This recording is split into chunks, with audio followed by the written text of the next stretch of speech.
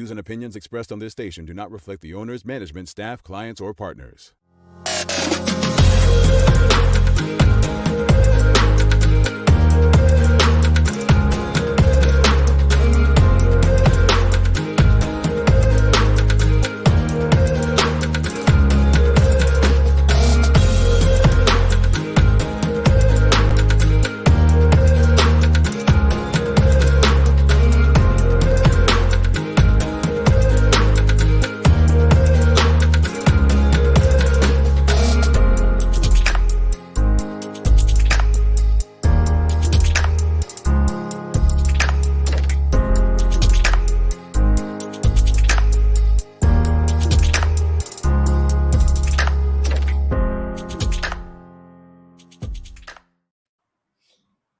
Um, well. It's Tuesday, the 15th day of December 2020. Welcome to the Daily Hour, brought to you by Medical House and Lindos. Carla, are you there?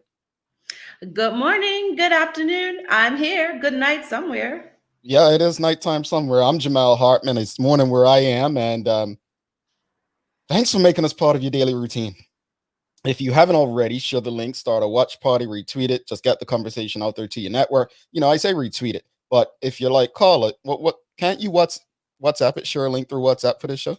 Is that What possible? do you tweet? I have become quite tweetable. Thank you. Oh, no, I mean, like, I'm asking because you probably know more than WhatsApp than me, but you can probably take the You can link. copy and paste the link and just share it into your family chats, to your Yeah, favorite person. You could do that. okay. I knew there's something like yeah, it's obviously you guys know I'm not the expert in all this stuff, but we have another good one for you today. Mr. Ralph Richardson from the Bermuda College Foundation is stopping by. The Daily Play is a remember when, one of the easiest Carla's going to get on this show. But before we get there, we have a lot to discuss. So right now, before we even get into the conversation, I'm going to ask everyone, retweet the link, share the conversation, start a watch party, because you want everybody involved in this conversation, as many people as possible. All right. So first off, Carla, you good today? You had a good evening? Why do I know where this is going? I have had such a late night. I've been up since I didn't go to bed till after 2 and then up at 7:30. You know, Carla, I don't know how you do it. Honestly, I really don't know how you do it. I went sleep probably about 10 minutes after my bedtime last night. Everyone who knows my bedtime is 10 p.m. at the latest, right? And I was up, just going over some things for the show today. Sometimes things happen later than expected, and talking to a few fellas.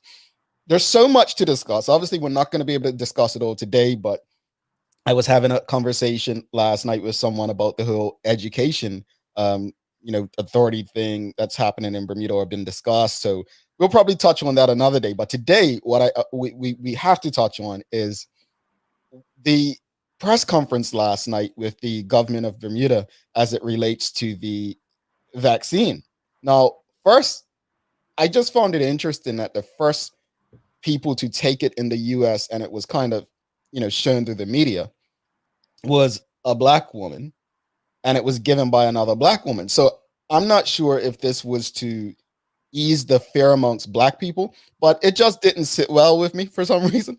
But go ahead, because I don't want to get Well, started. I was watching CNN a few minutes ago, and they were giving the polls of the people who are least likely to take it, and it was Republicans, it was people that live in rural countries, blacks, and people between the ages of 30 and 49. Those were the greatest proportions of people, percentages of at like 35% who wouldn't take it. A friend of mine in New York, who is a patient at that very hospital where the nurse got her vaccine, she said, I don't like the looks of this.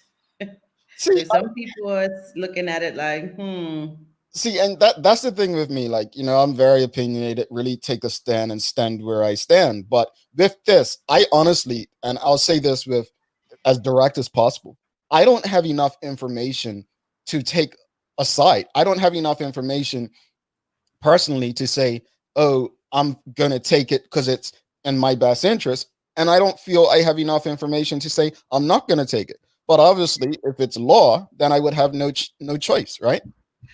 I've had this conversation many times, and I keep going back to when we had Dr. Bowden on the show, and her conversation legit helped me to switch my mindset a bit. Like I've always said, I'm not an anti-vaxxer. I feel it's too soon, but I don't plan on traveling anytime soon. However, listening to what she said, for example, that it like because people said it's too fast, and she broke that down. I feel a bit better. I still think it's too soon, but I don't feel that it's as sinister as I thought it was. Mhm. So I have about, I would say maybe about 6, 7 months to take a decision. But Actually, it'll have to be shorter. I don't get these kind of comments. Like I will not be taking any vaccine until it is at least 5 years minimum. And I'm just like, what does it reminds me of a relationship, right? You have people that say, oh, well, you've only known someone for 6 months. How are you getting married? What you can do in the space of 6 months with a person that you get to know well, you may know more than two people who have been together for 2 years who just know each other and don't spend as much time together. So I don't think it's a matter of time. It's a matter of whether it's effective or not. I mean, are we saying 5 months to see if anything happens with other people? I just don't get the time limits. Now, I can understand if you're not traveling in that time, but I want to move on. This is not what we're talking about this morning. Let's move on. I don't want to get stuck on this. We're going to address what was said last night in the press conference. If I'm not mistaken, and tell me if I'm wrong, folks, if you saw the press conference as well, I've stated on this show, and the Minister of Health, Kim Wilson, I've stated on this show previously that I just don't get a sense of confidence from her when she speaks. I get a stressed minister, which is fair because she's been dealing with a lot over the last, 10 months or so, by choice, by the way, because she could resign if she'd like to. But I don't get a confident minister. Every time she speaks at these press conferences, she doesn't ooze with confidence like that gives me a sense of belief in what she's saying. And last night, when she said, no, let me just address this. Stress isn't an excuse when you have a choice. She has a choice. She does not have to be there. But she seems very unsure of herself, right? But last night when she was asked, I believe, by one of the journalists about mandated vaccines, right? If I'm not mistaken, her response was, I don't want to misquote, but I'm not going to quote it directly, but it was like, it's not going to be up to us. It's something that IATA's put in place. And I only know about IATA from my time in tourism. It's an international travel association, right? And then, like many Bermudians, I just went and I searched IATA's website, and I might as well share it with you all because I'm left wondering if I took out of context what the minister was saying or if she misspoke. But when you look at IATA's website, is IATA mandating the passengers that passengers have a COVID-19 vaccine to travel? It clearly states in line number 1, no, governments decide the requirements to travel. Airlines and passengers need to comply. So why would, help me out. Let me make it bigger because I'm not sure if you all can see that. It clearly says up top, right there. The question is IATA mandating that passengers have a COVID-19 vaccine to travel? And it clearly states, no, governments decide the requirements to travel. Airlines and passengers need to comply. Yeah? So if that's the case, why would the minister insinuate that IATA's already made this decision? So there's a few things here. Does she know something that we don't know already? Meaning, does she know that this is coming down the pipeline, that IATA will be introducing this and she said it too soon? Or was she doing what I've been saying all this time, speaking? And this is the kind of stuff that makes people lose confidence in their leaders when they say things like this and it's not accurate according to IATA's website. Could it be IATA hasn't updated their website? Well, I mean, if we go back a couple of weeks ago, maybe 3 weeks ago, the gentleman from Qantas airline in Australia. I'm getting there. That's right here. But go ahead. Because he said that this was a decision that was being taken by his airlines. And one of the things he said that stood out to me was that many of the colleagues around the table said that the airlines, will be following suit.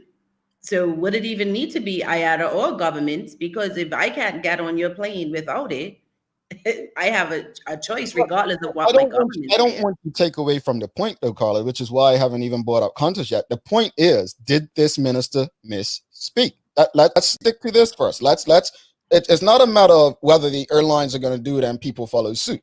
This because we need to discuss whether this was irresponsible, whether there's going to be a retraction, or whether people like me misheard or heard it wrong. That's what I want to focus on. We can then go to what I have up right here, whereas airports reject vaccine requirement as travel debate intensifies. Because although the Qantas guy came out and said that, Airports Council International, which represents airports worldwide, joined most airlines in calling for a choice between testing and vaccination, fearing a blanket rule imposing pre-flight, I don't know that word, inoculation or whatever, would be disruptive as quarantines.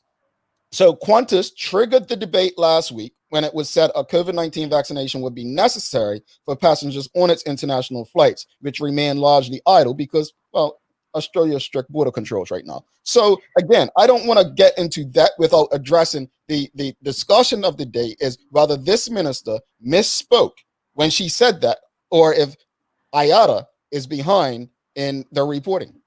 You're going to shout at me, right? I do think that she's in over her head. And I think speaking off the cuff, which is how she appeared to do in the sense she made a mistake because it clearly does not state that.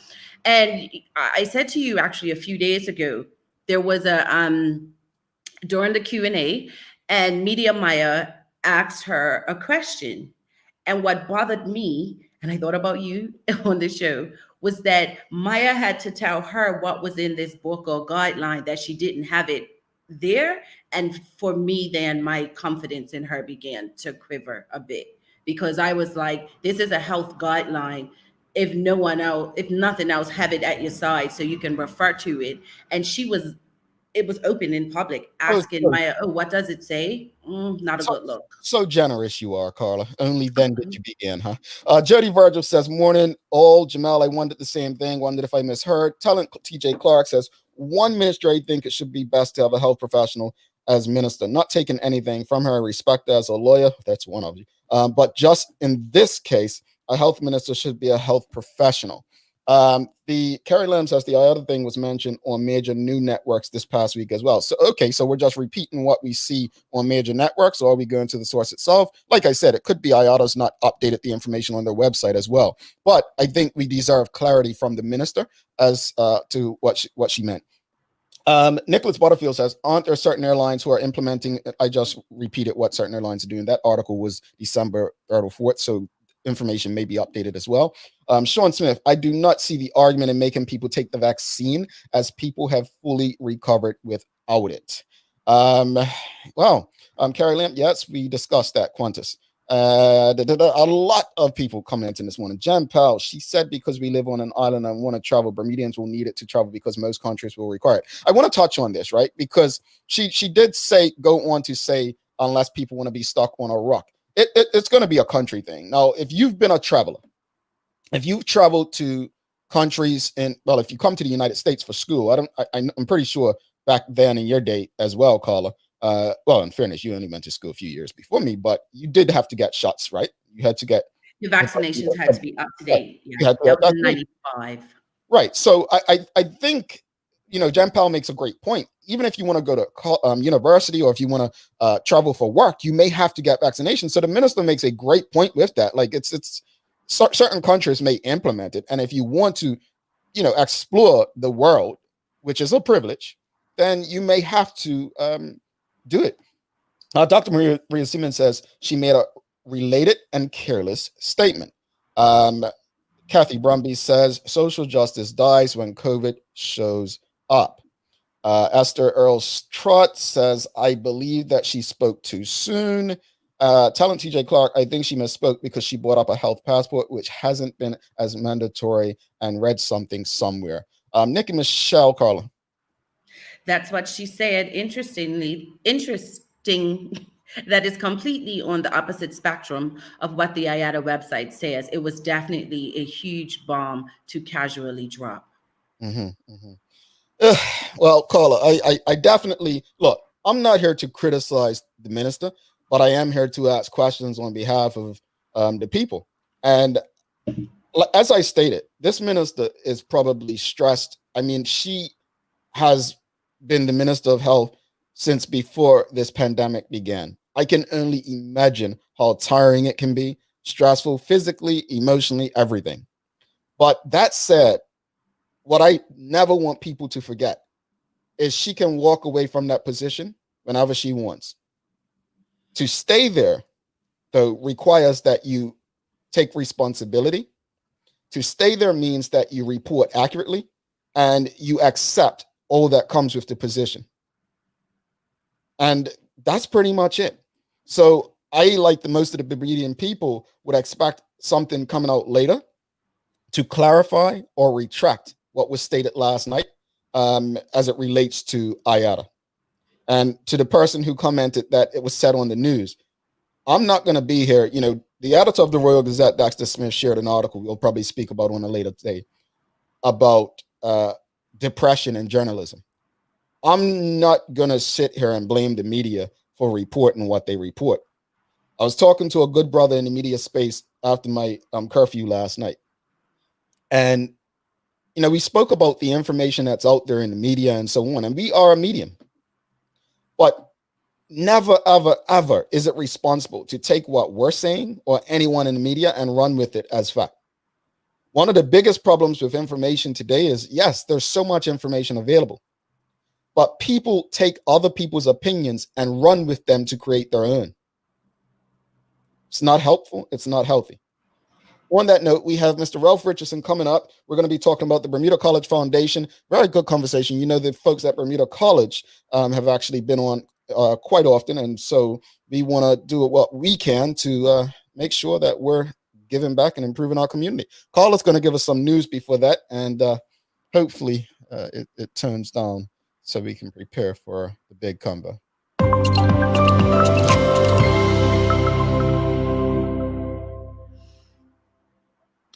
The Bermuda Trade Union Congress has backed trade unions' opposition to legislation designed to give non-members a vote to end representation. Dwight Jackson, the BTUC General Secretary, said the BTUC wished to echo the sentiments of Chris Furbert, President of the Bermuda Industrial Union, and Armel Thomas, President of the Bermuda Public Services Union. Mr. Jackson said the Labor Law Reform Committee consideration to codify all Bermuda's labor laws into one piece of legislation is best practice.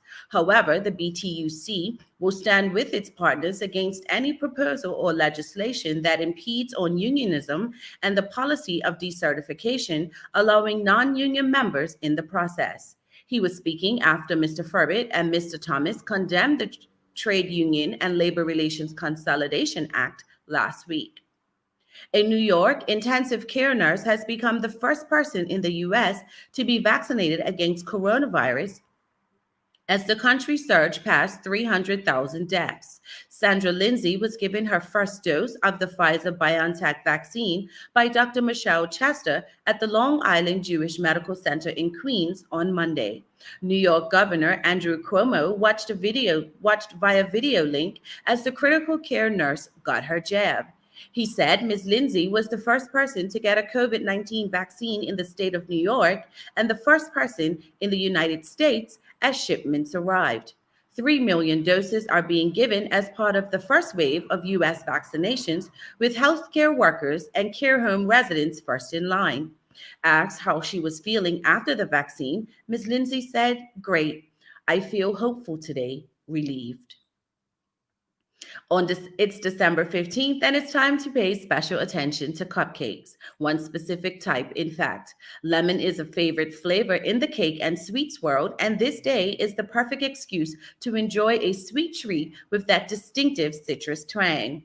Lemon in cakes can give them a refreshing kick, and when added to the miniature treat of a cupcake, it's especially tasty. That's why lemon cupcakes deserve their own day. One of the best things about cupcakes is how simple they are to make, and adding that twist of lemon is so easy. There's only one obvious way to celebrate Lemon Cupcake Day. Make some for friends and family or eat a batch on your own. We won't tell. Turning to weather with sunny breaks and showers, Bermuda's high temperature today is expected to reach 72, while Orlando, Florida will see a high of 77, and Nottingham, UK, a high of 48. Don't forget to tune in to the full100radio.com tonight for Nighttime Jams, featuring some of your favorite romantic classics. That's your Daily Hour news break. Alrighty, let's take a quick break and we'll be back with our guest for the day, Mr. Ralph Richardson from the Bermuda College Foundation. Good day, Medical House, Doris speaking. Can I help you? Medical House is Bermuda's leading one-stop shop for healthcare. Medical House is a great resource for Leroy. The service is excellent. Medical House is best known for its uniforms and footwear. It has hundreds of styles of scrubs and nurses' uniforms for health professionals. Bermuda's top doctors, dentists, care homes, and the hospital choose Medical House for a wide range of products. These same professional quality products are available to you for home health care. The biggest reason to come see us is that we specialize in these areas and the education and knowledge that we provide. Medical House is on Millreach Lane in Pembroke, where there's private parking right outside the door. Call or visit Medical House today. New Year's Eve is the annual opportunity for us to consider new beginnings, a fresh take on things that influence how we do life. And this year, the need for renewal runs deeper than ever before. This year, the New Year's celebrations will be diminished, harmonizing with the relentless requirements of the times. Definitely another first, like Cup Match, and further opportunity to go deeper into the significance of the occasion and maybe find inspiration there. Meanwhile, let's be working on making 2021 our year of renewal. Lindo's, why go anyplace else? All right, welcome back to the big show. Carla Zul there, Jamel Hartman here. This is the Daily Hour. Thanks again to Medical House and Lindo's, also Crimson Multimedia, where you can watch so many great content, as well as the Daily Hour on Channel 82 if you have One Communications. We are back on YouTube today after some situation happened with Google yesterday. Thanks again to everyone on Facebook, as well as Twitter and Twitch as well. Without further ado, let's bring in our guest for the day, Mr. Ralph Richardson from the Bermuda College Foundation. Welcome to the show, sir. You are on mute. Just take yourself off mute so that everyone can hear you. All right, we have you. How are you? Fine. Thanks for having us on your show today. No problem. Thanks for coming. And I think this is a good conversation to have, especially right now. We had Petrino kind of Painter from Big Brothers Big Sisters come on recently to discuss something similar as it relates to charity. But before we get into it, just speak to us about the Bermuda College Foundation, how and when it began, and what the purpose of it is. Okay, the genesis of the foundation really is based around President Dr. Dorinda Green. Way back in 2011, she wrote a proposal to her board, the college board, saying, I think we should have a foundation. She wrote an excellent paper. I had a chance to read it. And that was in 2011. Much later, however, 2018, I was invited to come aboard to try to make it a reality. And February 2018, almost 3 years ago, I started working with Dr. Green. That was not the first time. We've done another couple of projects with her. I'm an alum of the Bermuda College, and I taught a class there for about 3 or 4 years, an evening class. So this is not the first time, but I think of all the things I've had the privilege of doing, one of my favorite is certainly as I end my career, sort of, was to do this with the college. So the job was to develop a case for support. Why support the college? Why does the college need a foundation after 45 years of operation? And really the answer to that question is that the college has gone the way of 1,400 similar community colleges in the United States. Of course, a community college in the United States is a 2-year college, which is what the college is. And so we needed to develop this case. And community colleges, like I said, 1,400 of them have a foundation associated with them. And so that was Dorinda's dream. She had done lots of research. And so we had to find a board. We had to to prepare a case for support. Why should people support? And in a nutshell, the government has supported the college for years, for 45 years. And people are saying, well, they haven't had a foundation all this time. Why do they need one now? And the answer is really simple. The reason that so many colleges in the United States, community colleges, have to do that is that there's never enough money. The college has been able to work within its budget and do a great job at it. It's provided first-class education over this time. However, things didn't get done. One of them is upgrades to the facilities, upgrades to the courses, teacher and faculty development needed to be done. And in the end, we were looking at it. I spent about 8 months interviewing department heads, Dr. Green and others. And as we looked at the college campus, really it's a 30-year-old facility, 30 plus years old, and it looks it. There are things that need to be done. There are 52 classes that need upgrading. The lecture rooms, there's lots of work. And when we finally put a tally on it, it was $15 million would be needed to complete this project. Governments, even in the United States, are not able to do that type of thing, which is why so many colleges have foundations. Of course, that's that's happened. So we're really pleased. After 1 year, we were able to open the foundation. In fact, last year, a year ago, the foundation had its first anniversary. And the foundation, interestingly enough, is a separate entity. It has its own board, its own chairman, deputy chair, its board members who are all volunteers who are doing this because they love it. Many of them alumnus of the college. In fact, the chairman of the college foundation, Mark Berry, is an alumnus of the Bermuda College, and he's back to give back to his college.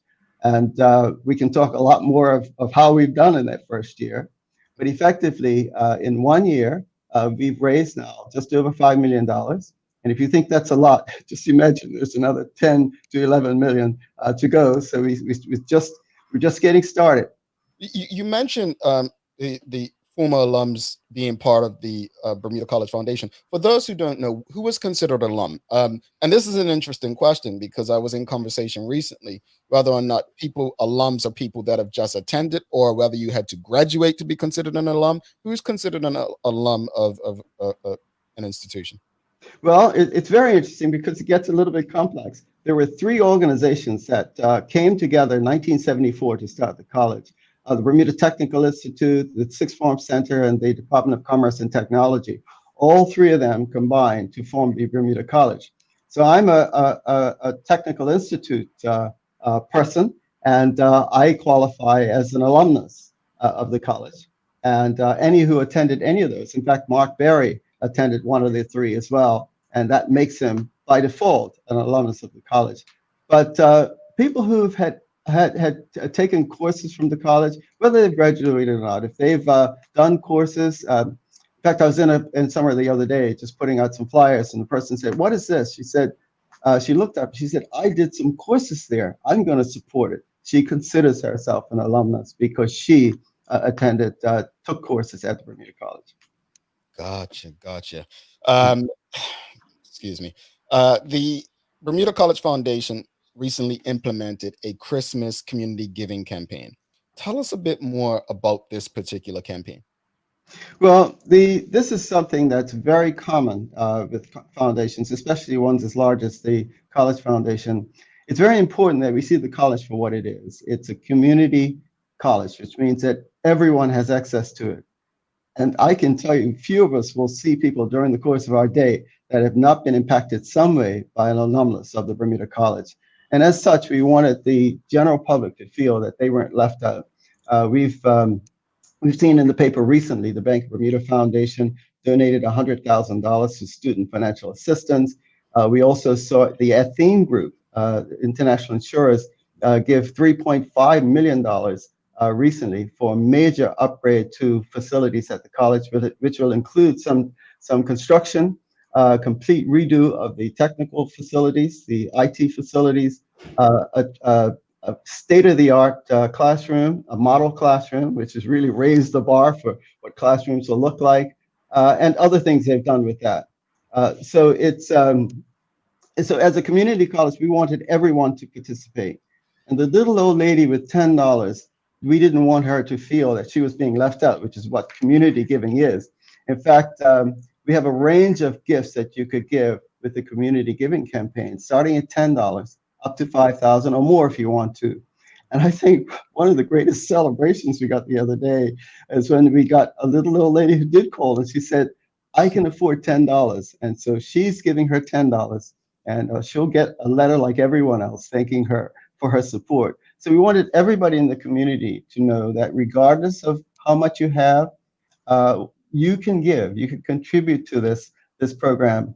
It is, in actual fact, the community giving campaign is going to continue throughout the course of this campaign. We just happen to be launching it around this time, and we said we're going to call it the Christmas Giving Campaign, but you can give now and you can give later. We also wanted to mention that you can do a recurring gift. Now, I've been in this place at this position at another organization, and some people decided, I'm going to do a recurring gift. Every month, I'm going to take a small amount of my salary. I'm going to donate it to the foundation, the other place that I work, and we're doing that now. We've set it up like that now. Or you can give once a year. Every Christmas, I'm going to give something. Or I'm going to give something annually, bi-monthly, however way you want to do it. Or we'll just do a one-time gift. I'm going to give a gift now, and that's going to be it, at least for now. So that's a choice that everyone has. Mr. Richardson, is a financial contribution the only way that someone can assist the foundation? Oh, no. They can do what we call a gift in kind. You can bequeath a home if you want. You can give services. If you're a legal company, you can donate legal services. If you have an equipment, a place where you sell office equipment, you can donate the equipment. So, but each one has a value, and you'll be given credit for the value of your gift to the college. So no, you can give anything you want within reason. But, So you won't take my coin jar. Okay. I'll take the coins in it, though. Now, you talked about when you first started the conversation, you gave an example of 52 classrooms need upgrading. Is there an area of the college that needs more attention than another at this point? Actually, the entire college needs upgrade. You know, from the piping and first of all, I wanted to say that the government is still contributing the same amount to the college they did last year or the year before. This is not, some people are saying, well, I'm not going to donate to the college, that's government's responsibility. But the college actually is a private entity that is funded by the government, but not by enough. And the reason why so many things that need doing is that the college has been able to take care of its teachers, its lecturers, its faculty, take care of, keep the lights on.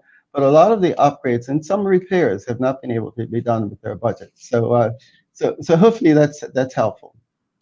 You're listening to you, making me smile because I remember when I was at the Roberts Avenue campus, and I was the first, Jamal, just behave. And I was in that first class ever the year to take classes at Bermuda College, and we were so excited because it was brand new. So to hear you say that's 30 years ago, it's like, wow. Jamal, no further comment. But Mr. Richardson, let's talk about alumni. I'm class of 94, but what role do alumni play for the vitality of the future of the college?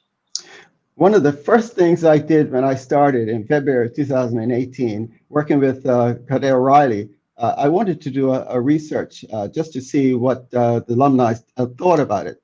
And he helped, and we designed a survey that went out to the alumni. We couldn't find very many because we have not been able, we have a large list, but the addresses don't work anymore. The college has been working on that. We are improving that now. But we sent out a survey. I was interested in what alumni like yourself thought. And we've got back some really interesting reports. Something like 90% either very much agreed or somewhat agreed that the college provided a facility for them. But we wanted to grow that number. Dr. Green has put together a section on the Bermuda College website, not the foundation website, the college website. It's called BC Connect. which will allow alumnus like yourself to get there and sign up and become a member and get engaged again. I found out during the survey we put together that something like 50% of alumnus would be willing to support financially or with volunteer time to support the college. Now, we only had 100. So basically, there was 50 of the 100 said, yes, we'd be involved in programs and projects. They have not been asked to do very many. There's been a few small alumnus get-togethers, but we'd like to grow that something like 4,000 names of people who've passed through the halls of the Bermuda College, most of whom are still alive, and we're trying to engage them. But we do have a group of alumnus that got together and they did a fundraising training course with us to help them to learn how to fundraise because they want to go out and see their peers and help to raise funds for the college. I don't, okay. I'm not like Carla. I'm not one of those intelligent butterflies that, you know, I didn't graduate from Bermuda College, but if it were not for Bermuda College, and I've mentioned this on this show before, I would not have gone over to complete my MBA because I needed to take a class to kind of get accepted to do my MBA. And I say that because you may have explained this. Would I be considered an alum for just taking one course? Yes, you've been in the halls. You've taken a course there, and you are an alumnus of the college. You've benefited from what the college has to offer, as many of us have.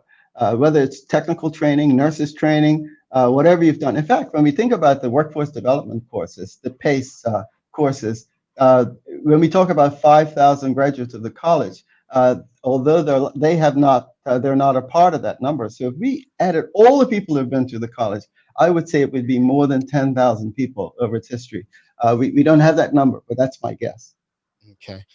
Thank you for saying that. And I was being genuine because I do get a lot of emails from the colleges I attended overseas. And this is not me sucking up to Mr. Richardson or Bermuda College. This is real. What I'm about to say is I get the alumni emails from them. I do.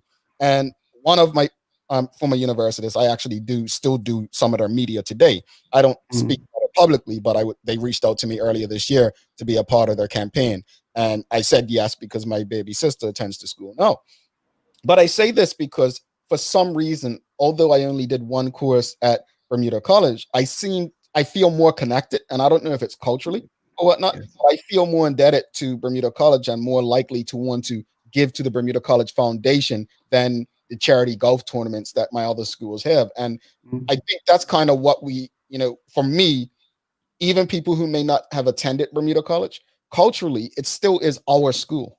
Yes. And I think that's, while I know that the Alumni Foundation is focused on getting alums to kind of give back, I think from a cultural standpoint, it's important even to get the greater community to kind of give back and give in to the various things that you have going on. Because at the end of the day, this is our community college. It's the only one we have. It's a great start. It's been many things to different people. So I really hope that the message that you're speaking of expands beyond just those who have been through the halls of Bermuda College. Yes, I also wanted to say something. I learned a lot about the college when I started in 2018 there, and some of the things that I didn't quite understand.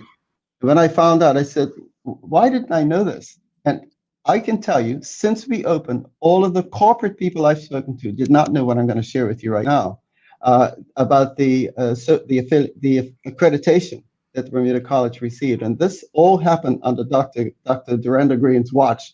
I can tell you that its growth and its standing internationally, I think it's all her. But that's just my press. I happen to be a Dr. Green groupie.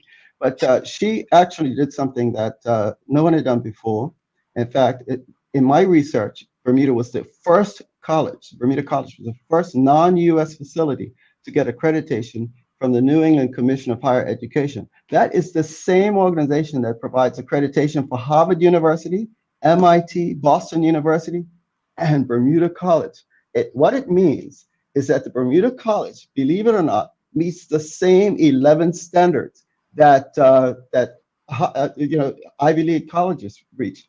And that was a major coup. I didn't realize how important it was till I got there. The first one was in 2010. They received a 5-year accreditation. And in 2015, we did such a good job. We got a 10-year accreditation from this organization. And what it also means that if you attend Bermuda College, there's 30 plus universities in the United States, Canada, and the Caribbean that you can do your transfer. It's an automatic transfer. Your credits are recognized. So I think we take our community college. It's the only one, but it's not just a college. It is an accredited college which has high standing and a high reputation around the world. So I'm really proud of that. I think that every student should do their first 2 years. I know the parents would like this because it's a lot less expensive. It's about less than a third the price that you'd pay in an overseas institution. And your credits will be just as good.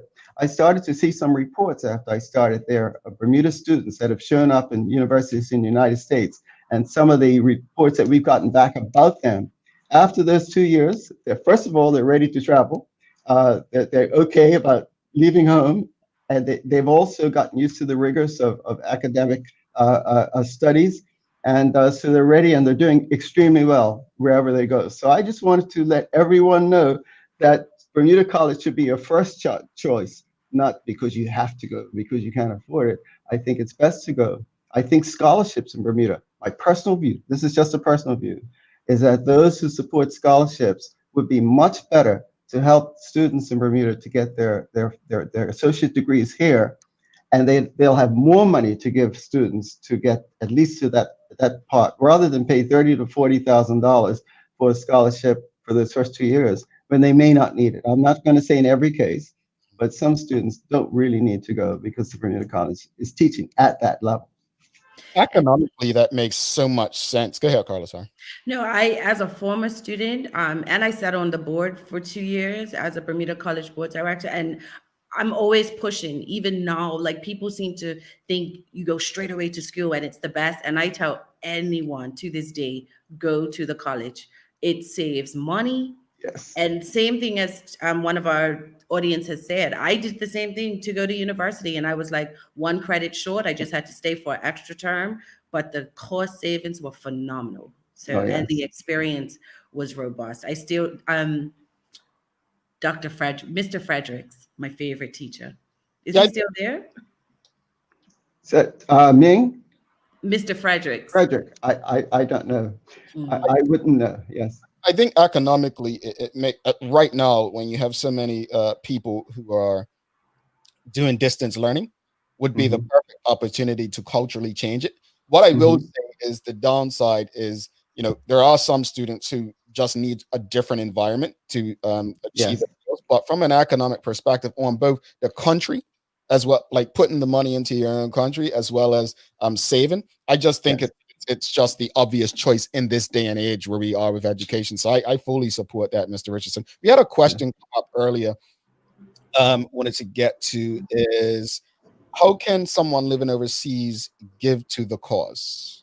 Oh, we have a website, the Bermuda College Foundation.org or BermudaCollegeFoundation.com. Both will work. And if you want to support the college, you can go online. There's a payment portal. You can make a transfer to our US dollar account or a Bermuda dollar account. You can make a credit card payment. Thanks to Fort Knox, who actually wrote our software for our credit card portal. In fact, it goes directly into our donor database if you put all the information in, so you can pay the credit card, or you can send a check to the Bermuda College. And all of that is at the Bermuda College Foundation.com. You can use that one. I always suggest that one. And if you look and click giving, it'll take you directly to the payment portal. And so there's pretty much any way that you can pay, we've made a facility for it. Indeed. Let's go back to some questions. The audience is, they're the reason we do this live, so definitely don't want to exclude them. Nicole Walker says, is there someone at the college to receive items on the Christmas list?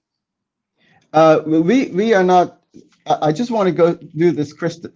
I'm really glad that question got asked. We are not asking people to purchase these things. The reason we put them up there, and I mentioned here, it's really just to show you that a $10 gift can buy a pump for the aquaponics program. So some people feel that, this is a multi-million-dollar campaign. What is my 20, 30, 40, $50,000 going to do? And this is like give the equivalent of. So you don't have to buy these things. You can just make your donation, and the college will decide when and how it's going to be spent. We just didn't want people to think that their $100 gift or $20 gift was insignificant. That was the purpose of that. So we put different tiers. You notice that we put them, we've got a $10 to $149 tier, then there's $500 to $1,499 and so on.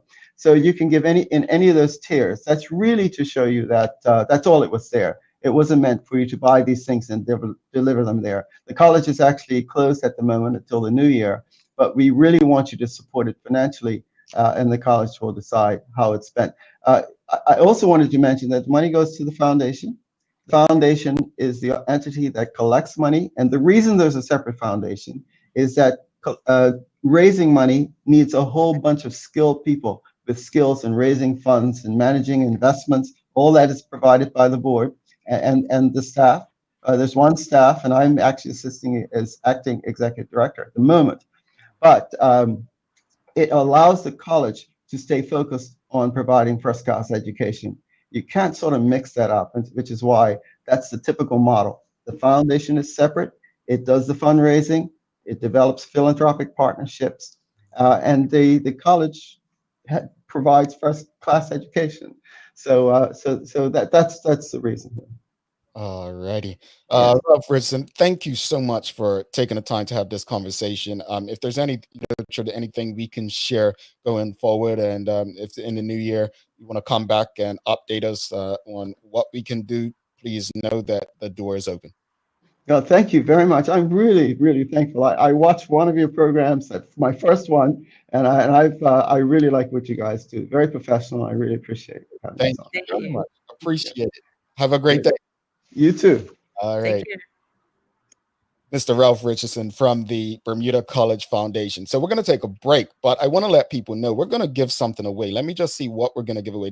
It is the holidays, so we have decided to start giving some things away. We're going to be giving away, well, I'm not going to tell you. Just be prepared to send a WhatsApp for your chance to win. It's a very easy question. Carla, are you ready for your daily play? Right after the break, I'm ready. All right, we'll be right back. The halls with smartphone data, fa la la la la la la la la. Spread your holiday cheer with next one, fa la la la la la la la la. Free devices, phones and TVs, fa la la la la la la la la. Visit our website for more info, fa la la la la la la la la. Give some unexpected joy this season with free devices, plans that now include more data, and bundles for the whole family. Happy holidays from One Communications. All right, welcome back to the big show. Thanks again to One Communications. Carla Zool there, Jamel Hartman here. Thank you so much to Mr. Ralph Richardson for coming by, speaking to us about the Bermuda College Foundation. Crazy, honestly. I usually, if it was not for me being a part of my former universities, I guess it's media program or campaign since I graduated, I probably would be one to ignore most of their emails, but they know how to get in touch with me. Like they would come on my LinkedIn and so on.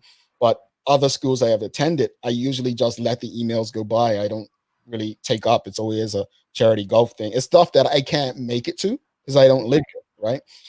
But I'm impressed, and I just want people in the community, even if you didn't attend the college, it's still our school. You know, it's our college. So whatever we can do to improve that facility, that campus, think about people coming behind us. You know, what kind of, and let's be honest, college today is not going to be what college tomorrow and 10 years looks like. It's going to look totally different. I mean, it may be all coding and no.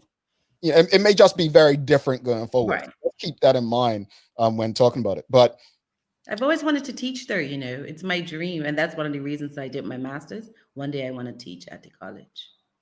I can see you teaching adults. You have the patience to teach young people too, don't you? Over the age of 12. I don't like the little ones. They whine too much. I prefer the older ones. I can give them the little secret death pinch that the parents won't see. I'm joking. I'm joking. Well, you know I what? like the older ones. You know what? From a coaching perspective, I always say, I prefer to teach and coach the younger people, and the reason for is I don't have patience for adults. Like, to me, certain people should just know certain things, and I children are innocent. You're there to show them. Right. So I think, yeah, we're probably opposite in that respect. Carla, we have a daily play, and when I say it's easy, if you don't get this, I don't know what we're going to do with you. But here's the question, folks. Don't give her the answer, because you're going to have your own question. In what year was Bermuda College founded as is today? Really, it's only the greatest year of all life, 1974. Okay, I guess that's when you know why I know that, right? Was that the year you were born, Carla? Yeah. I tell you, it was the easiest question you're ever gonna get, and I'm just glad you didn't disappoint me. I know that much. and here's what's crazy. Here's what's crazy. The crazy thing about it is he said it on the show, and I'm like, that's why I said no one say it. I'm like, she's gonna get it. When Mr. Richardson said it, I'm like, oh, come on, you're giving the answer. It's like when we had Media Maya on and she gave the quote. And I still got wrong. Day, right? But no, but that's the purpose of it. Tie it into the people that are coming onto the show. All right, folks, here's your question. So the number, the WhatsApp number is going to be 517-0096. We have a great assistant here in the audience. So the area code, obviously Bermuda, 441-517-0096.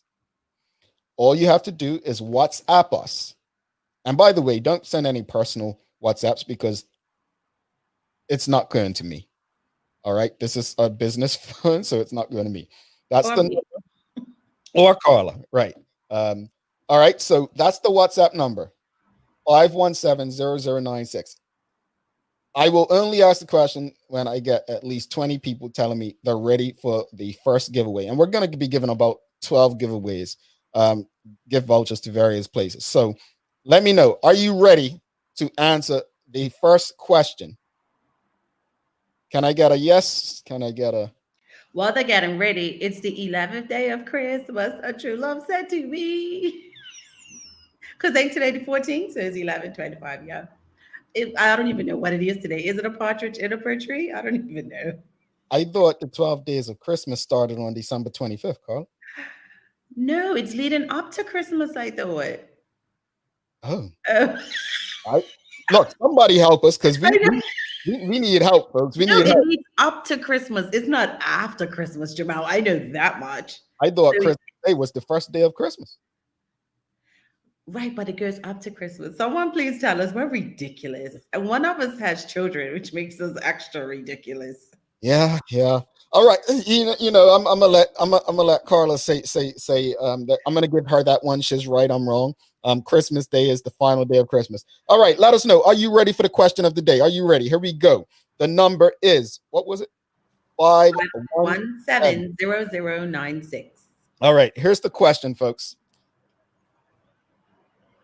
On what date was the official first episode of the Daily Hour? Not the pilot episode. What was the first official episode, the date? And who was the first guest? All right, so it's two questions in one. What date was the first official episode of the Daily Hour? And who was the first guest? The number is 441-517-0096. We will share the winner on the following episode. Thank you, Rosalind. That's what I said. It's the start and ends on January 6th. Thank you. See, thank you, you guys. Thank you. Carla makes me question my sanity sometimes. Really such a bad mom. It really does. Carla, while everyone's texting, Googling to get the answer and then texting, sending a WhatsApp. What you got for inspiration for us? Never let the fear of striking out keep you from playing the game. Babe Ruth. I just knew it had to be a baseball player. I knew it. I was like, that's got to be. Striking out just gives it away, right? Unless, well, Carla probably would have thought that was NFL, but I'm not that big. you know baseball. Well, you play with softball, so you know better. So Jackie had a picture on her WhatsApp last night of some basketball guy, right? And I was like, "Who's that?" And she said, "Jimmy Butler." And I was like, "Oh, I don't even know why I asked. Like, he didn't even look remotely familiar." But I giggled. I'm like, "They're gonna chant me." I don't even know who that is. Carla. Okay. Jimmy Butler played in the NBA Finals against LeBron James recently. So, I mean, you know what? Never mind. You know what, Carla? It's okay. It's okay. We get you. We got you. We got you. Don't.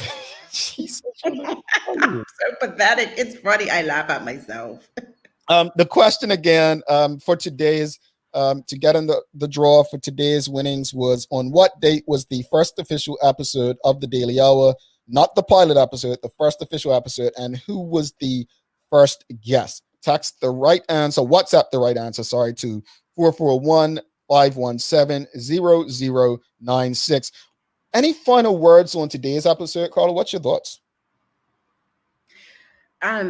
Support Bermuda College. It's such an important part of our foundation. I wouldn't be where I am today without Bermuda College. And I'm not even just saying it because they're there, but it really helped me at the time that I needed it. So indeed. Jody Virgil says, I completed the LERN, Learn Certified Online Instructor course via PACE, and it was excellent. It was rigorous, raised my critical thinking skills, and connected me with global colleagues. So that's some of the things that are going on at Bermuda College. I think you referred to this earlier. Teresa Stewart says, I did my first 2 years at Bermuda College, transferred all but one credit to Spelman, and absolutely grateful for those 2 years. Saved plenty of coins. So, a lot of people seem to have a connection. Amanda Kelly says, wow, interesting. I graduated in 78 before they moved from Hotel College. We'll definitely look into this. I chose not to walk.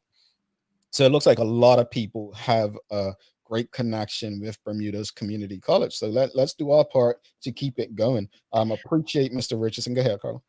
I have something else I want to say. An appeal as such. For those who have an abundance or have to spur, think about those parents who may not have much, who may want to give their children a little something for Christmas. So if you can help them, please do. Indeed. And there's so many ways to do that. You have, I know Miss Thang's doing something with I think elderly folks, and then you have Petrino kind of painted with Big Brothers Big Sisters, who thankfully, and I just want to give a shout out to every last one of our viewers and listeners for getting behind what she did. She said she got a tremendous amount of volunteers on Friday. So thank you all. That's community right there. We appreciate you doing that. So let's just keep this. My hope is that growing up, this was always the time where people showed love. But my hope is that we can expand that 12 months of the year. So let's, as Mr. Richardson said, this is not just happening for the Bermuda College right now around the holidays. It's going to be ongoing. So let's just keep up what we do and keep going. All right, we can do it. Our community is only as strong as the weakest or least able in it. On that note, thanks again to Mr. Ralph Richardson. Really appreciate him coming through and sharing the information with us regarding the Bermuda College Foundation. Tomorrow, we're going to have Jaleesa Holdip. She is the owner of Classic Kids. She's going to be coming on this show. Love to see it. You know, you're told so many times, oh, avoid retail. So it's great to see someone, a young Black woman in retail, doing so well. And we can't wait to have a conversation with her. On that note, we appreciate you. We love you. And we thank you for making us part of your daily routine. If all goes well, we'll be back to do this again with you tomorrow. That's Carla Zul. I'm Jamal Hartman.